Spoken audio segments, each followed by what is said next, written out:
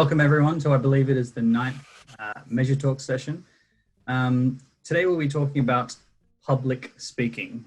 It's something that I haven't really done too much of, and I know there's been a lot of discussion in the Measure Slack about it. I think a few people are pretty excited. And today we've got some really great speakers. I'll be sure to introduce them in a second. But first and foremost, just for everyone who's on the call itself, we do record these talks. So if this is something that you're not too comfortable with, feel free to just either turn your mic off or disable the camera, and you'll be incognito through the video itself. But yeah, first up we have our intro interview, and today we have Stephanie joining us. Hi, John. Thank you very much for joining. Maybe first and foremost, can I ask your name, Stephanie? I know your first name, but yeah, my name is Stephanie Kopp, which is possibly quite difficult to pronounce for English speakers. Gotcha. And whereabouts are you calling from today? I'm calling from Germany, from the Düsseldorf area. Nice. How's the weather there at the moment? Quite sunny, actually, as you can probably see in the background. Yeah, it seems like even in the UK, Peter was just saying before, it's very warm, and so it seems like it's spread over. Yeah, just on the edge of too warm for the time of the year. True. And may I also ask, what's your profession? What do you currently do? Of course. I'm a digital analyst for a German agency. So basically everything from Google Analytics to data warehousing probably passes over my desk at some point. Nice, good to know. And have you joined some of these Measure Talks in the past? Yeah, I did actually, like 3 or 4 of them. But somehow I missed them, and somehow when you're doing them for the New Zealand guys, it's quite awfully late for us.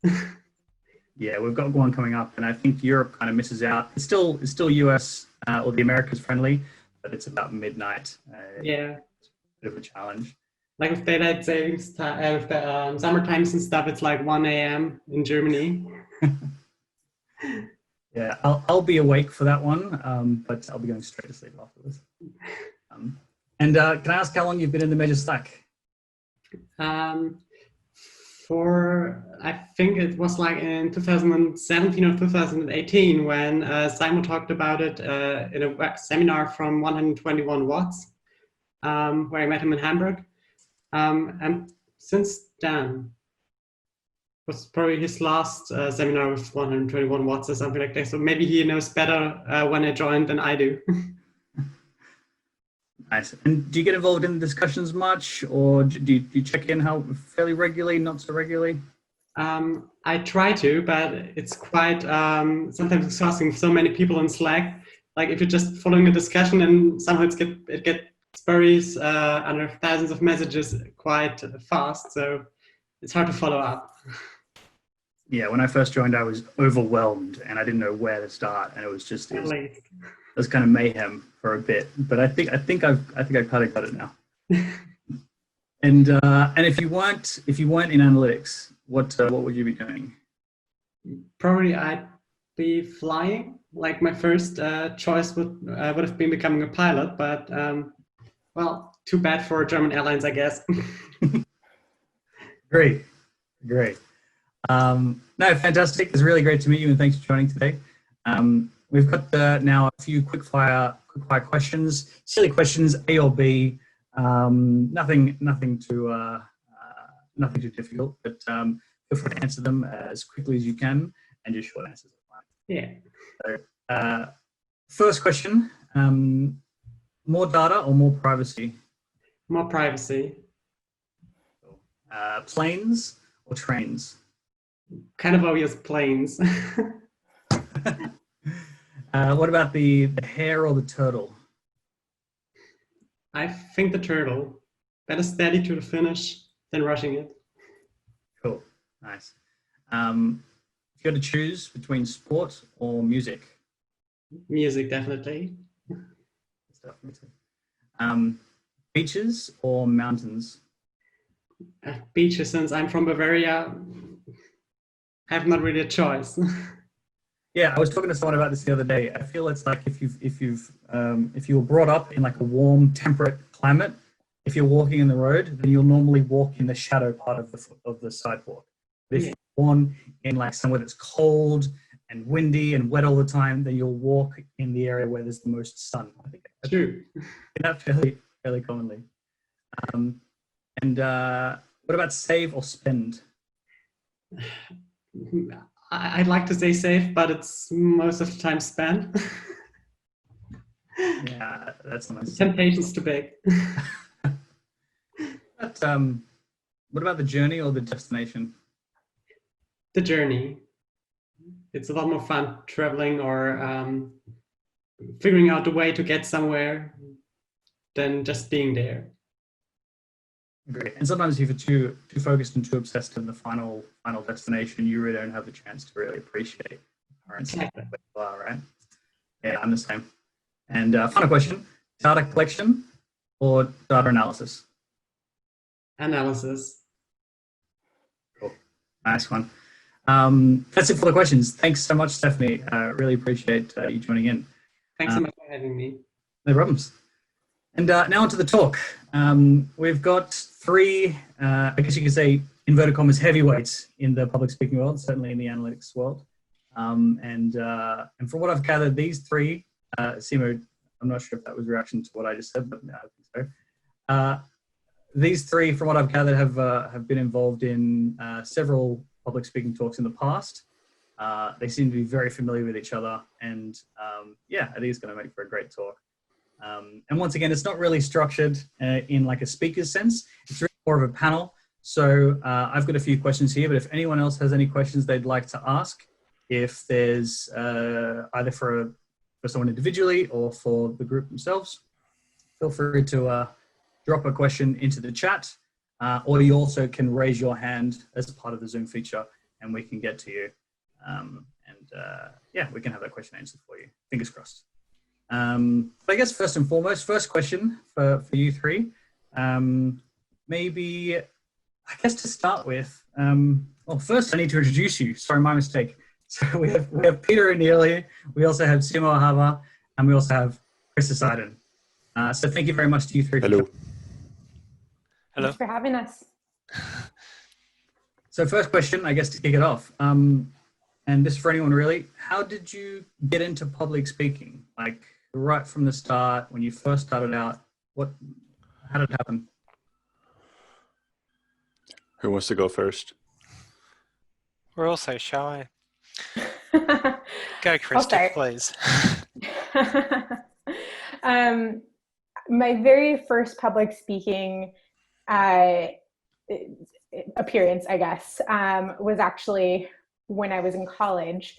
I was interning in Washington, D.C. for the summer. I was working for a political lobby, and we were throwing an event for like young professionals. And I was nominated by my intern class to be the kind of moderator MC. I'd never done anything like that before. It was terrifying.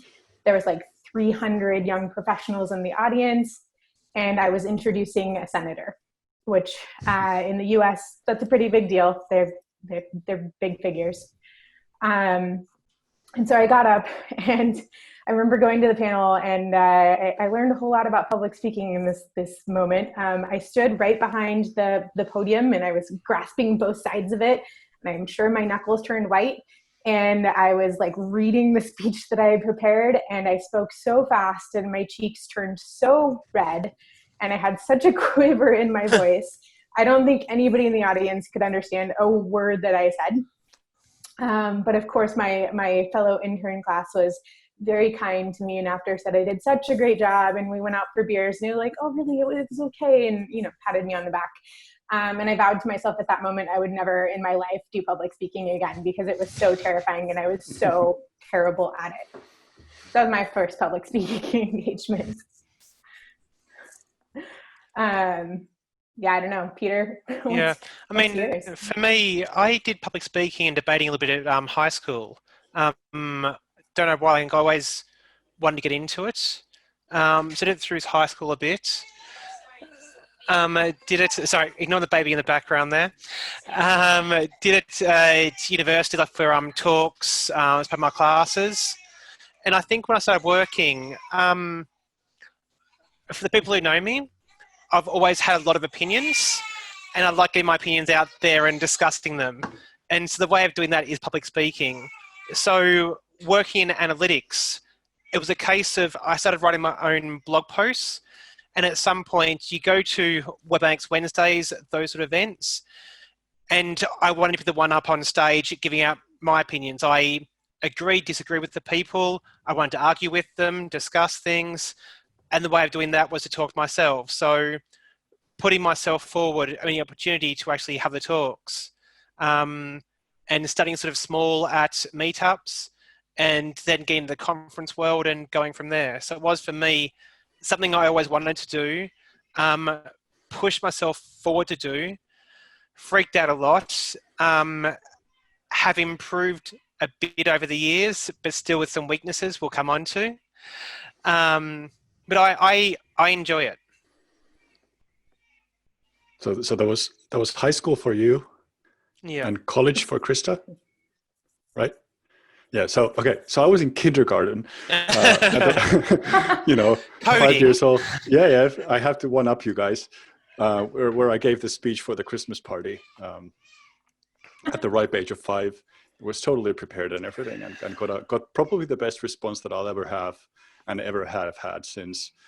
But after that, it was probably in academia when I was doing postgraduate studies. It was just the typical academic conferences. So you supply a proposal and hope that the proposal is accepted, and then when it does, then you go in front of a room of dusty researchers who are just falling asleep while you talk about some dialects that have died away in the Cambridgeshire region of England in the 1970s. So it was pretty interesting stuff. Thrilling. But then, yeah, I'll tell you all about it. We have 1 hour. So, but then there was the, but in digital marketing and analytics, I think it was Super Week 2014 was the first time that I did a talk. And this was the Golden Punch Card competition in January 2014, where I was a participant, and it was a 5-minute presentation. Participant / winner, just to clarify. Well, maybe it was so long ago that you're trying to tweak my humility bug. But yeah, anyway, so that was the first one. So that was a 5-minute talk, but ironically, it really did open many doors. Being so short that I didn't have time to embarrass myself too much. So maybe that was key. But yeah, yeah. Sorry, go ahead. No, I was just saying that it didn't feel like at any point actually getting into it. It didn't feel like that. It just felt like a gradual slide into public speaking, which I think might be a privileged position to have in a way, that there were so many opportunities around at that time. Yeah, I was going to add, I definitely think it's the small things that can help you break into it. So I think, the first thing that I did outside of, that college experience was I really wanted a free ticket to eMetrics back in like 2011, 2012. And so I pinged Jim Stern and I was like, hey, like, I don't know you too well. I'd been blogging for some time about analytics at this point. So I think he like had kind of heard my name, and I was like, I'm friends with so-and-so and so-and-so. Like, I'd really like to moderate a panel for you, or like a track for you at eMetrics in exchange for a ticket. Is that something that, we could work out? And he was nice enough to let me moderate, which thankfully they were only like 1-minute little talks. I still had that quivering voice and red cheeks, but nobody, he didn't see. So then the next eMetrics that came around, I approached him about, potentially doing a speaking slot. And for some reason he said yes. And that is where I failed so miserably. It's like insane, same flashbacks to college. Oh man, I had a 45-minute speaking slot, and I think I finished all of my content in about 25 minutes, and there was no audience questions. And Tim Wilson was in the next room, and he was making fun of me because he was saying, oh, we're like speaking against each other. I'm going to get my room to clap super loud at the end of my presentation to make you feel bad. But the joke was on him because my presentation in my room was empty by that point. But thankfully I had some friends in the audience who gave me a lot of pointers and pieces of feedback on how to improve. And I don't know why. Probably because he didn't see my presentation, but Jim Stern invited me back. So I blame him. But for, why I get conference organizers love those that go under the time limit. I mean, because they can use the rest for buffering and for catching up the schedule and for a longer coffee break. Maybe that was it. He missed my talk, but he knew I stayed well within the time limit. So that's why I was invited back. Yeah, she's punctual. We'll have her every year. Nice. And one thing that I noticed from both yourself, Simo, and Krista, Simo, you mentioned the flannel. The flannel panel. Yeah, the flannel panel. So, Simo, you mentioned that speaking in public speaking opened a lot of doors for you, and Krista, you also mentioned that your first public speaking gig, you're just so frightening. You're like, I'm never doing that again. So, when it actually comes down to it, why do you public speak? What's the point of it? Why do you get up there and why do you do what you do? What drives you? Either Simo or Krista or even Peter. I think for me, it was a bit of a challenge. I did so poorly the first couple of times, but I was really interested in the topic and I had some, really good feedback from people about how I could improve, that I wanted to see if I could do it more. It was, I was at Google at the time, not on the Google Analytics team, but I was working with them on some projects and I was offered a couple of speaking gigs and I was like, well, that's something that would be cool. I'd like to do that, more. How cool would it be to get paid to go speak around the world? And so I pushed myself to try to get better. But I think, that happened through a lot of practice and through speaker training, which I highly encourage people to look into. I actually did something in SF called Speechless. It's improv speaker training. I was lucky enough that Google actually, sent me to work with these guys and, a lot of one-on-one sessions, but it really, really helped to make me much more comfortable on stage, help me kind of own the presentation and own the content and, make it my own, which is another thing. I don't like to speak to content that's not mine. Makes me really nervous because I don't feel like I know it, and I only like to speak from true experience. So I think there's a lot of things built in there to answer your question, but I think for me it was the challenge of trying to do something that I had failed so poorly, so badly at initially. Yeah, I can certainly relate to the personal ambition part very well. I think it's a skill and it's a kind of a craft that you have to practice and train in, and obviously it becomes an ambition in itself. If you get bitten by the bug and you feel like this is adrenaline rush thing and the idea of exposing yourself, not literally always, but exposing yourself to the audience and just putting yourself out there and sharing your ideas. But for me, I started from a very naive point of view where I actually thought that conference talks can make a change. So that's why my first couple of years were about talking about developer focused content to a largely sort of a non-technical audience, with the idea that I want others to feel the same way about this technical stuff as I do. And I genuinely think the world would be a better place if this happens. And we've had some interesting talks about this with Krista, for example, over the years. But I a couple of years in, I kind of let go of that notion because in a way, conference talks don't scale like that. They're not supposed to start spreading like a viral thing that becomes this whole, at least in our industry, maybe in something more significant and impactful. But so then for me, a really important thing about conference talks became to not be complacent and to avoid just doing a talk and just kind of yawning yourself through it. So the only way I could do that is to pivot the substance every year or so. So talk about something completely different. So I started with technical stuff, then talk more about the analysis part, and then switch to organizations. And now I'm talking about web browsers, and next year we don't know what. But the idea is that if this is part of a larger discussion that I'd love us to have is kind of the whole what's the point part. Like it's a lot of money that goes into conferences. There's a lot of investment. There's a lot of people coming with different types of expectations. So what's the kind of, why are we doing this? So maybe we can pivot to that at some point, but I don't want to hog too much of this time. So maybe Peter has some. I mean, I'm going to go on to that in a second, maybe just it's not sort of segue, but for me, I mean, I enjoy doing it. I enjoy being the one in front of on stage, sharing my ideas out there.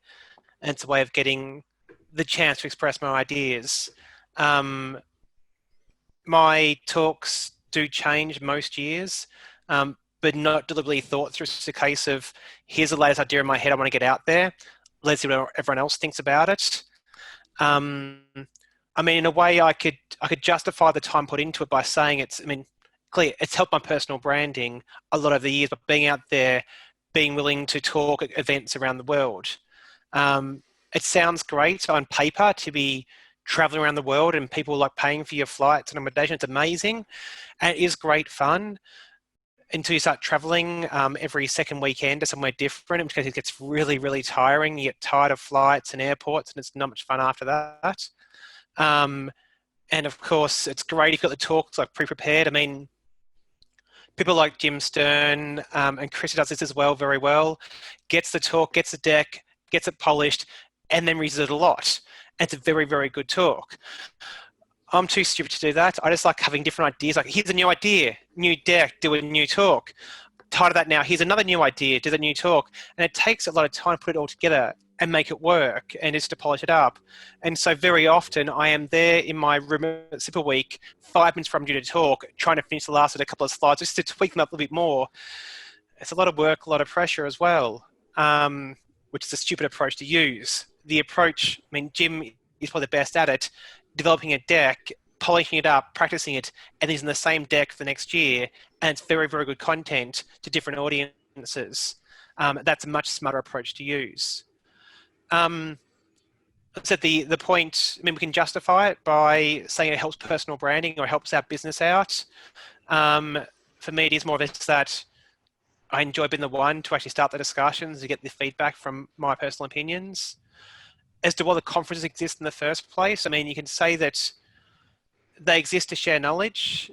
There are some conferences run by some companies which are basically there to make money. You see sort of people like who run conferences almost like pick the next new big buzzword. It's big data, it's this or that. Create a conference around it. And that frustrates me because you have people up on stage who come from big brands but aren't that great at it and aren't great at public speaking. Everyone's paid a lot of money to attend there and think they're getting great knowledge, and they're not, as opposed to other of us who would probably get asked to pay $5,000 to actually be able to speak there. If you're paying to speak, it becomes a sales pitch. It just can't not. You've paid too much money otherwise. So that's all frustrating, which is where I push the whole idea of a Measure Camp and unconference, pivoting to that, selling my own sort of conference here. But the reason Measure Camp started was because I got frustrated. I couldn't go to conferences and speak for myself. I couldn't just speak anywhere I wanted to. Measure Camp was the idea of you go to an event, it's on a weekend, anyone can attend, there's no cost there, minimal barriers, and anyone can speak. And that's amazing. And seeing over the years, people who are absolutely terrified, who aren't public speakers, who hate doing that sort of thing, getting up on stage, putting themselves out there in front of the people and running a session, presentation or discussion has been amazing. Nice. I think you bring up a good point, Sorry. Peter. Sorry, just one thing I was going to dig in on there, if we have time, is the repeatability of your content. So I used to be more like you, Peter, in that I would tailor a deck for every talk, or, you know, when I was earlier on in my speaking career, people would ask for certain things and I would, you know, do exactly what they wanted for that. The more and more that I spoke, though, the less scalable that really is. And so it was probably 4 years ago where I made the decision that I was going to have kind of one new topic per year, kind of like SEMO. And I would create a new deck around that. And usually I would kick that deck off for the first run at Super Week. So I was also in my room, you know, preparing my slides 5 minutes before going on.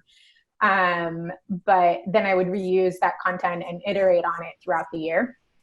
But I still have, several polished decks from previous years that if the topic fit better, I could do at different events. And I've found that to be, much more scalable in how I do my presentations. I generally speak to different audiences most places I go. And so it's not typically an issue of repeating the content for different audiences. But one thing that I also don't do much of, and I think this is an important factor here, is I don't actually share my decks very often. And that was very much a Google thing. Google's policies didn't allow, those that were speaking at conferences to widely share their actual decks. Of course, video recordings, et cetera, were fine, but it allowed me to have the excuse of reusing that content a lot more. So I think there's a difference in how widely you're putting out that content and how much repeatability you have to it. And I know, Simo, you always share your decks, and I think that can sometimes make that harder in terms of being able to then reuse that same content at the next event. Yeah, that's a good point. And I do share my decks, and ironically, I often use the same deck for many different events, like without any shame. Partly because of time constraints and general laziness, but also because I know that there's no overlap between the audiences, and I know that the deck itself is solid, and I feel like there's no better way to phrase it. And this kind of snowballs into another thing that for me, it's super important to be spontaneous in those talks and to have a deck that I know by heart, like totally beginning to the end, allows me to improvise a lot in the middle. I can go on tangents because I know exactly when I need to come back to the deck. If it were a new deck that I'm nervous about, I would be much more tempted to go with the script, and which in turn turns, those are the worst talks that I've ever given, are the ones that are with a brand new deck where I'm nervous about the content because I have no room for improvisation, no room for kind of. Yeah, and that's been awkward. So at some point I found that I could probably do the very same deck to the exact same audience a week later and nobody would notice anything, because that, I think, is one of the gists about conferences, is that maybe it's just me, but I don't necessarily go to a conference to learn or even to actually look at any of the talks. I go to the conference to network with people and to get some sound bites of inspiration, some keywords that I want to iterate on in my work life. I don't wait anxiously to see what's the next deck by this person and what are they going to tell me, because they've probably already blogged about it and they probably already talked about it in some videos. That might be just me, and I'm very, very cynical when it comes to conferences, and I'm getting more and more cynical with every passing year. It's not It'll never just be you. hard to talk anymore. The more conferences you do, I think the more and more that becomes the norm. I go as well to network and to see people, and there's only so many things that you can continue to learn from the same types of talks at the same types of conferences. But one of the things you said really struck with me in that, the decks that I'm most comfortable with, I can iterate on those, and it can be a completely different talk with the same deck. I can also use the same deck to do a 20-minute talk or an hour-long talk. I vary the stories, or I go into a lot more detail or onto more tangents because I know I can, because I know that content so well, and I know additional things that I can build in, and it's less about the deck and more about the story and the audience and how they're reacting to it. Yeah. That's exactly. I think part of this is actually where you how you create a deck, how you create a talk.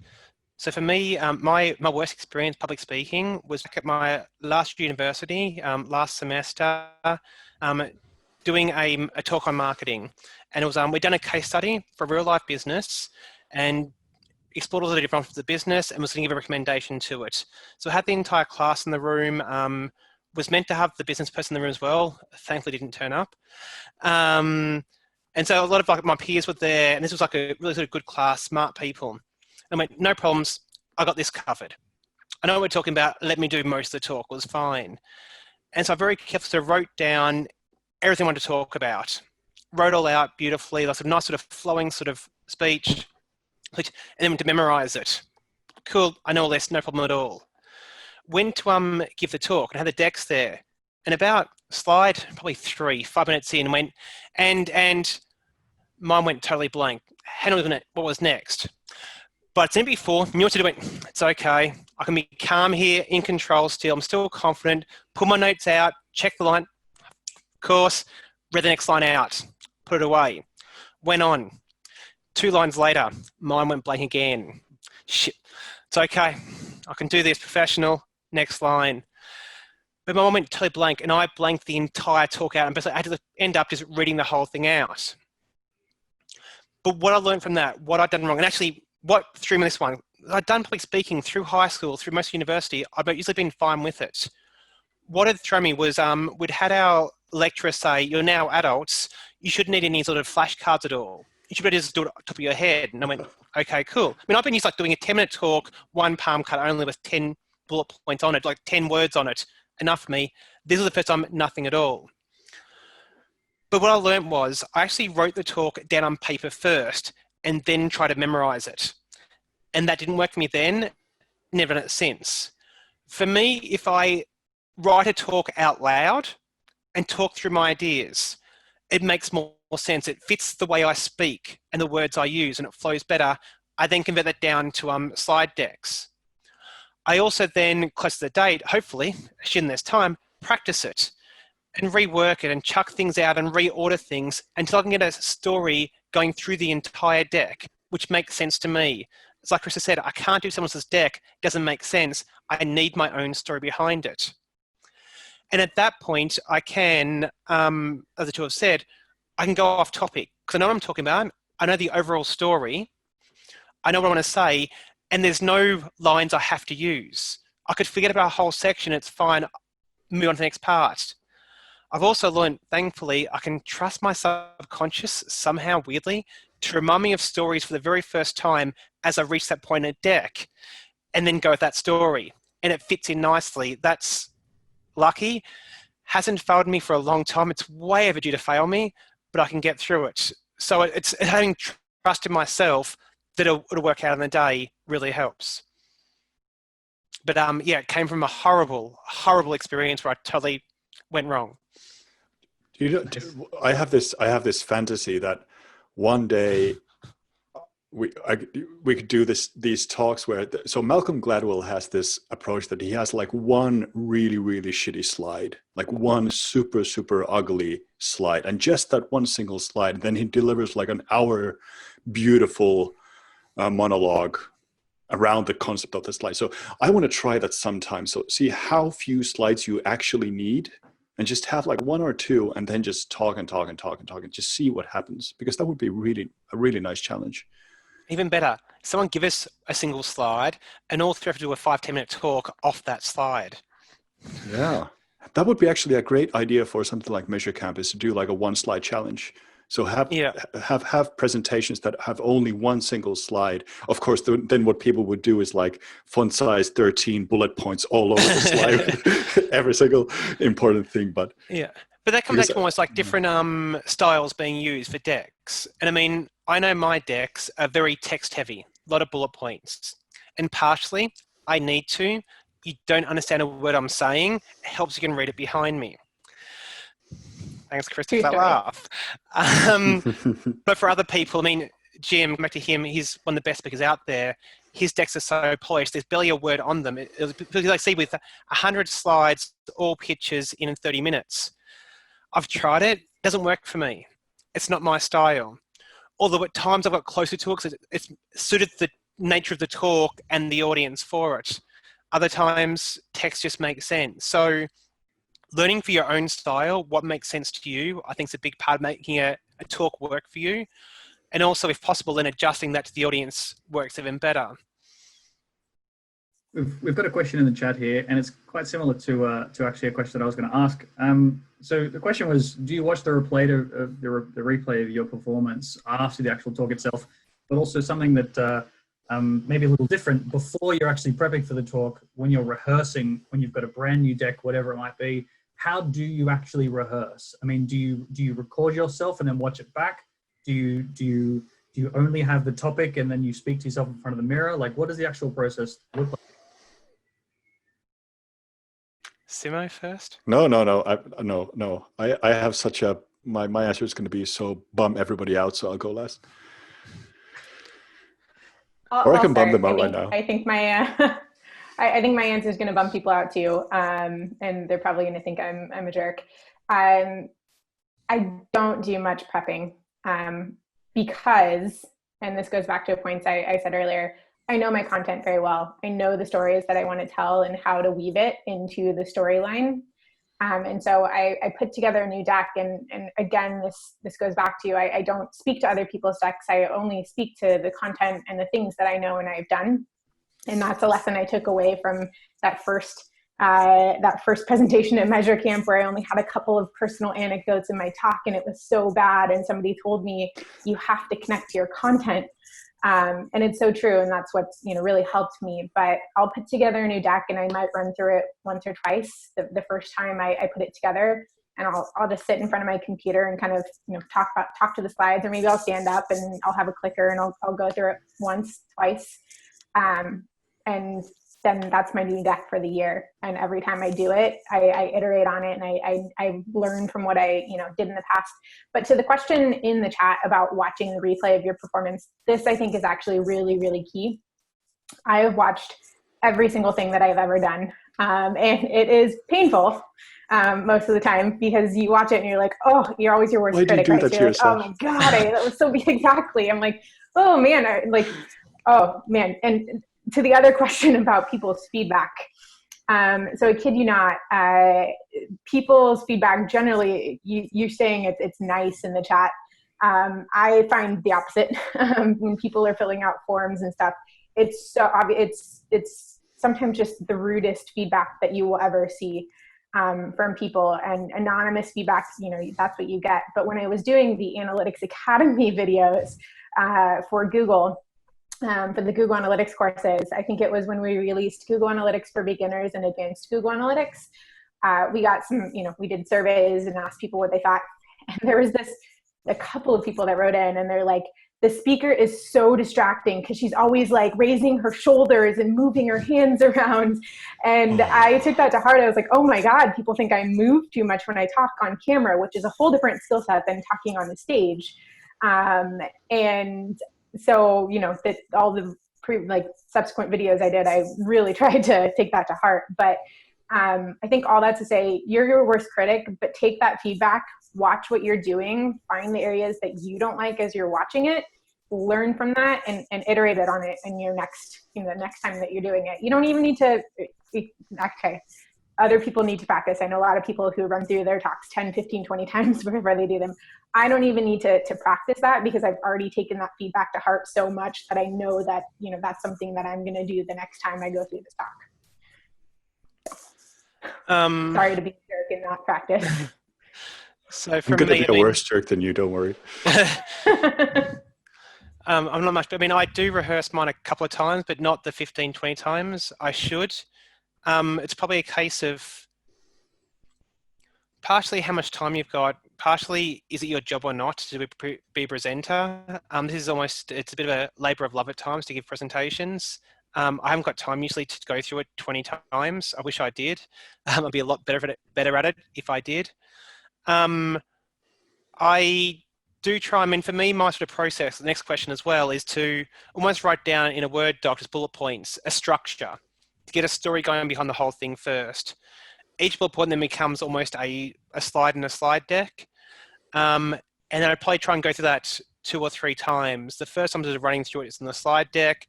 The last time at least, trying to speak it through out loud. And just trying to make sure the story flows from slide to slide to slide, what I want to talk about on each slide. But it is once or twice, not 10, 15 times, which is what it really should be. I don't watch back anymore. I can't watch myself on video. I should. I know I should. I hate the sound of my own voice. I just can't deal with it. This is as stupid as doing Measure Camp intro videos for different sort of cities. And I just can't watch. It's a 5-minute video. I just come and watch that, make sure I got that part right. Which did cause problems. One of the first ones I did for Sydney, when there's a cleaner in the background, bending over his shorts hanging a bit low apparently in the background of the video. That was, everyone just laughed at that. I mean, is that deliberate or what? I had no idea what happened and didn't watch it again. So I know my weaknesses. It is the speed at which I speak, the fact that I mumble, obviously the accent as well. I did do some speech training, which I do highly recommend. The more training and practice you can do, the better it is. I do know for me, I need to focus and concentrate to slow things down. And it's something I can do, kind of, if I focus on it. Are you doing it right now? I'm trying really hard to. Difficult. The worst thing is when I get excited, it goes faster and it feels natural to me, not to everyone else. But at the same time, if I focus on that too much, I'd lose track of things. I mean, the best thing I could do is rehearse it 10, 15 times, know it back to front, then it'd be easy for me to slow down naturally. Instead, I rehearse it once or twice, and I just try to remind myself, breathe. The pauses which seem gigantic to you are actually really brief. This is so no awkward. one now. else notices it. So yeah, I noticed. I've never heard Peter speak this slow. No, this is like something. We need an exorcist or something. I love you both. Yes. I love it that he's bouncing on the yoga ball once he's going slower and slower. Simo, How across he's to you now. concentrating, Simo. Yeah. So well, let's start with the replays. I never, ever watch a replay of myself on video, not because I'm ashamed of myself or anything, but because I genuinely don't. I'm very, very proud of my imperfections and I don't want to do anything about them. And the other thing is that if I wanted to watch a video, what I actually want to see a video is like a shoulder cam that I can see the audience through. That's what I'm interested in. I want to see how they react to the things that I'm talking about, because that's where I pick the cues. I don't care about if my face is a bit asymmetric or if it's better on the left side or the right side, or how I'm walking on the stage or how I'm presenting some facts. That's part of this comes from the fact that I'm a very unprofessional speaker in every single sense of the word, and I feel like if I start rehearsing, I have to admit that I'm taking this stuff seriously, which I'm not. So that's the problem.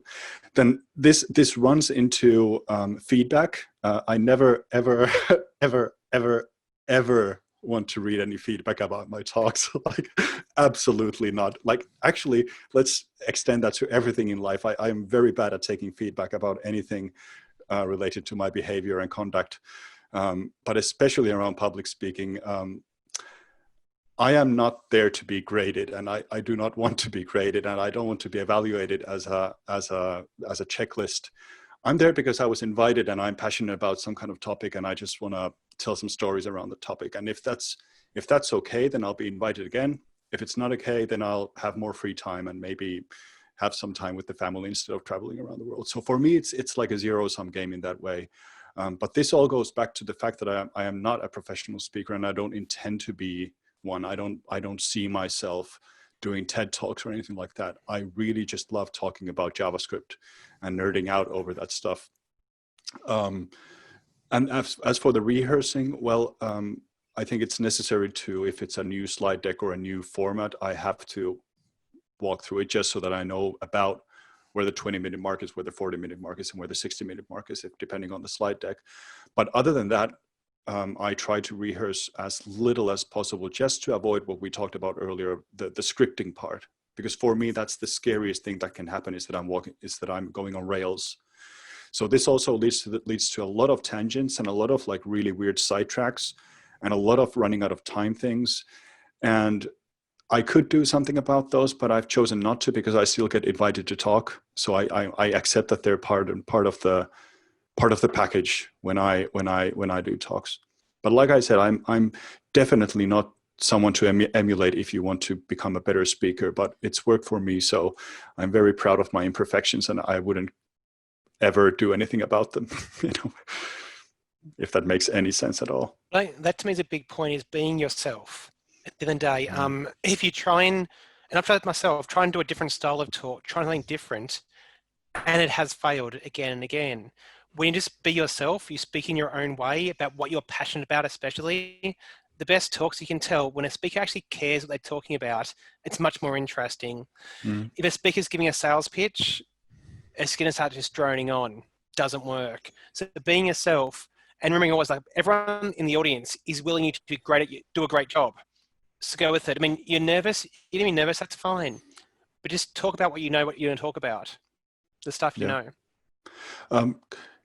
Can I suggest a moderation idea? Because there's two like super actionable questions in the chat. If we can tackle those before I have to leave in 10 or 15 minutes, but they could be like, they could be more useful than anecdotal stuff. Sorry, I can't stop taking charge. No problems. One of the questions in the chat we've got is how do you go from ideation to the actual creation of the deck itself? So, you've got an idea for a talk. How does it actually become something that you present, and how long does it take, and what's the process? Anyone? I've given mine already. Bullet points in a Word doc, and everyone's bullet, and rearranging it to get the big thing is rearranging the structure to make sure it's got a story the whole way through it. It's an underlying story. You can talk about anything, and then you're creating, for me, one slide almost per bullet point to illustrate that point within the story. And then rearranging then trying to actually do it, working out the story doesn't make sense, doesn't flow properly, restructuring it on that basis, and not being afraid to cut content out if needed. Yeah, I probably have, I guess it's unconventional way of doing this, or, if I think back to my elementary school, like English classes where you're forming stories, they would have chastised me because I never write an outline. I generally will use a blank slide deck as my outline. I'll put titles on various slides. I'll move them around continuously to Peter's point so the story flows correctly. It'll generally be based on, the couple of points that, either, a conference is given to me that they want me to hit if I'm developing that new talk of the year, or the last few years more of kind of the topic that I'm most interested in and the things that I want to hit on in that talk. And I'll just kind of build the slide deck piecemeal around it until I feel like I actually have a good story and enough content to tell that story. But I don't actually have a real process for it. Actually, like, came to bite me a few weeks ago with a client because I was developing a training deck, and they're like, "Oh, can we see your outline?" And I was like, "Oh, actually, that's not how I really develop stuff." And I had to go through this explanation of, I just kind of like make sure I'm hitting on all the points, and you'll have the deck, and I promise it'll cover everything you want to cover. They were happy with the outcome, but it's kind of funny when somebody's asking you for your outline and your agenda, and I'm like, you'll get that when I'm done with my deck. My approach is inspired by conference organizers who ask for you like 9 months in advance for the outline of your talk, like Krista said, like the outline stuff. So they typically want like a title and a description and maybe some takeaways. And this is always very unnerving to me because I start developing the deck maybe 2 weeks before the event. So it's coming up with. I know. Well, 2 weeks. That's so much time. I'm like, I day before. fire up Flight 2 over? weeks before. Flight over. I start revving up my slide machine 2 weeks before. It doesn't mean I actually do any work. But anyway, so I actually took that to heart and started working on a process. This is one of the only things in my life where I have a process. But I start with the takeaway slide. So I start with one of the last slides in the presentation. These are the key takeaways from the talk. And then I work backwards from that. Each takeaway becomes one section in the presentation. So then I have these key slides, one per takeaway. The fortunate thing to doing like very technical talks is that you can just dump code like as much as you like, and you'll be accepted like as this quirky developer guy who just, yeah, sure, his slides are shit, but he's a developer. What do you expect? So I can do all that stuff. So whenever there's a more kind of what's the opposite of a tech talk? Well, an inspirational talk, for example, then it gets more difficult because then there actually has to be something substantial. But yeah, so that's the process: the takeaways, then the key slides, and then start filling stuff in. For the filling stuff in, I have absolutely no process. I think things evolve over time because, as we mentioned earlier, we do iterate over the same deck quite a bit. One thing that I've started doing, having done so many different talks around so many various topics, is that I've started building these Frankenstein monster decks, where I actually have a folder in Drive where I've grouped small patches of slides, like 3 or 4 slides, under topics. So I know exactly when I need a bounce rate bit, I have the bounce rate folder right there. When I need something about Conway's Law, I have the Conway's Law folder here. When I need something about how to build a multidisciplinary team, I'll open that folder and then start piecing them together into this hideous thing, which I then start making more beautiful. And it never gets any more beautiful, but that's the approach. So there's two different. I love that. Yeah. That's so Yeah, organized.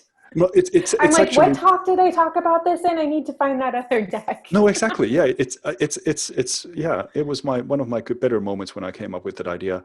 But for the content of the talk, like figuring out the flow, then Leah did the presentation on her approach in our first Measure Talks, or maybe second, and like, if anybody wants tips, she's the person to look at, because she's does this professionally and can actually tell you how professionals do this. But yeah, deck creation is still very problematic. I really wish we could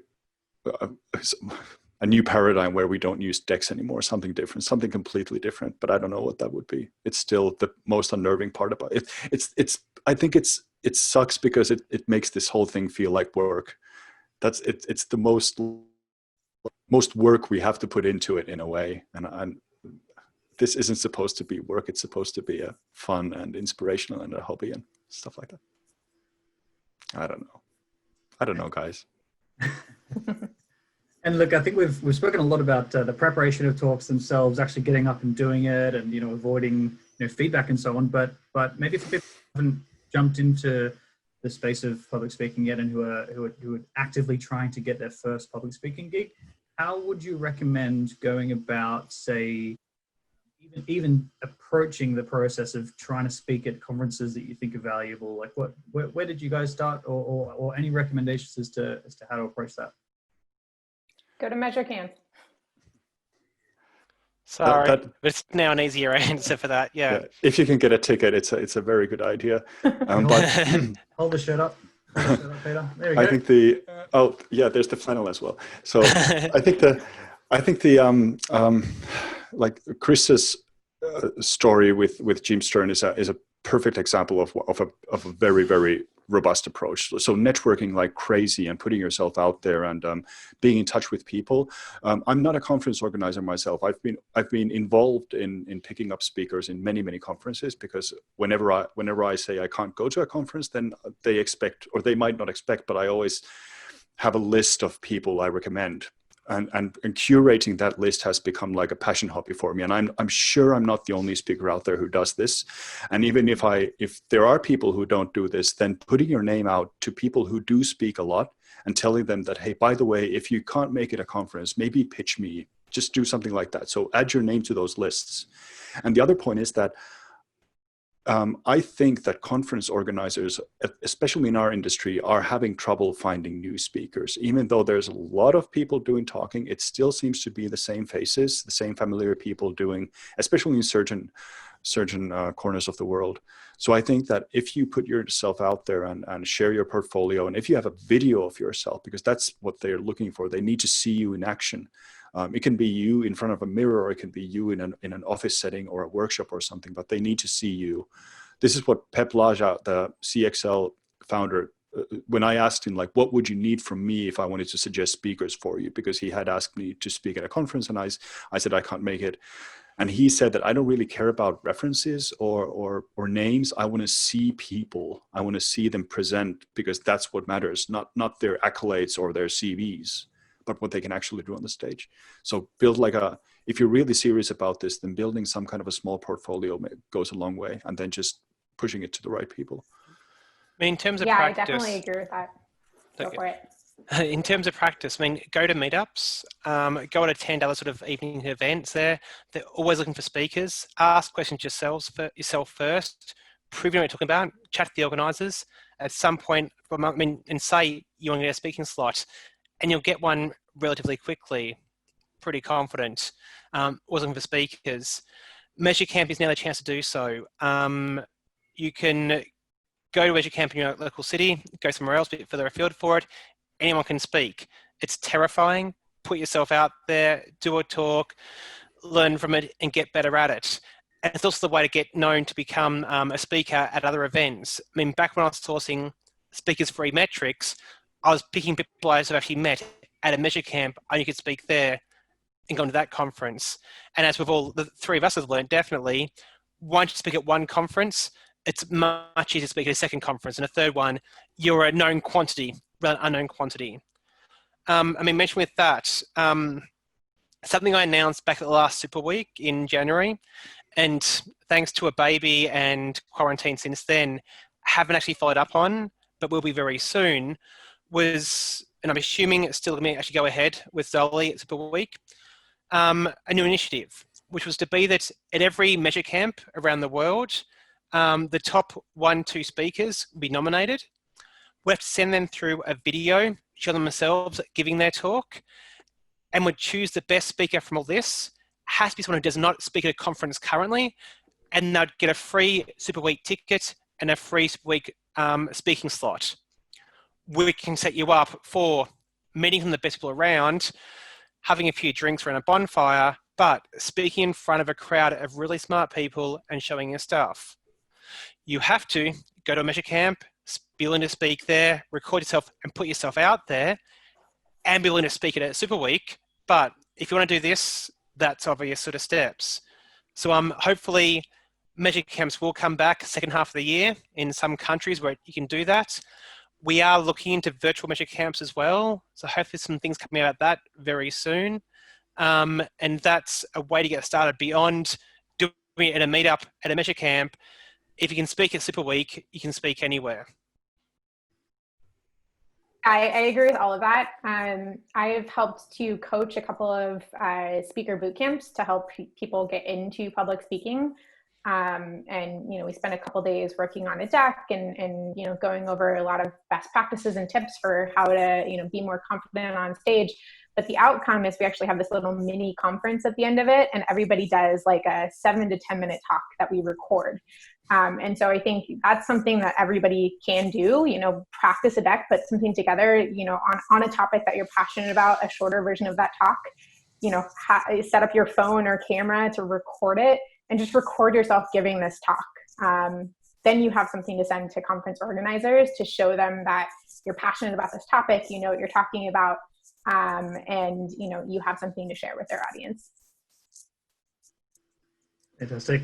There's a couple more questions in the chat, but I believe we've run out of time. Unless these questions can be answered fairly quickly, we might have to round it up. I have a really good one for that last question. Yeah, go for it. So that the hype up question.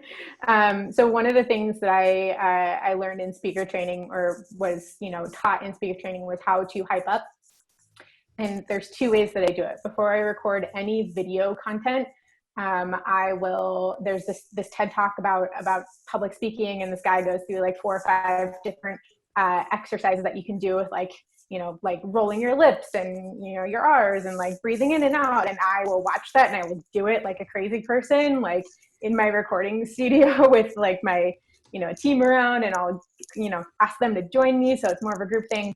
And then the other thing I really like to do, and I do this at conferences too, is I'll go backstage and I do what's called Crazy Eights, which is a full body warm up. And this sounds crazy, it is. But basically, like, it's like you have your hands going and your legs going, and like you kind of just shake your body out. And I think the overall thing is it just kind of brings a smile to your face and like relaxes you. And it takes all of 30 seconds to do. And, for me, that's a great way to get a little bit of hype up before a speaking slot. I've seen Simo dance his way on the stage once before, so we know how he sort of gets himself hyped up. Yes, that was embarrassing. That's why I praise it. I mean, for myself, it is one, I've been told to say red lorry, yellow lorry, red lorry, slowing down the speech, enunciating words. But I played sport all my life, and so it is one trying in the Australian rules football mental sort of space of, hype up, ready to go, get out there and win the game type situation. It's a bit of that for me. You'll see me pre-talk waiting to be announced and almost like striding around, getting very focused and ready to go. Don't mess with Peter before he goes on stage. No. I have no approach to that. I just I enjoy being close to the audience. Actually, yeah, I do have an approach. I try to not to think about the talk at all. So try to approach it from a very kind of fresh point of view and not get into my head. So I try to speak to the audience. I try to speak to the moderators and the organizers as much as possible. So that's yeah, I think that's, for me, that's the approach. I don't have a mix CD. No, wait, that's a horrible old ancient relic. I don't have a mixtape. No, I don't have a mixed playlist, a Spotify playlist or anything that I play before I go. Spotify playlist, go with that. Yeah, that's good. That's pretty modern. This quarantine is really messing with my head. I'm sorry, guys. I actually have to jump out right now, but please do continue. This has been a really nice, very informal. I'm sorry for hogging so much time. I tend to do that when I don't rehearse. No, thank you so much for joining, Simon, and also to Krista and Peter for your time. Obviously, if you're free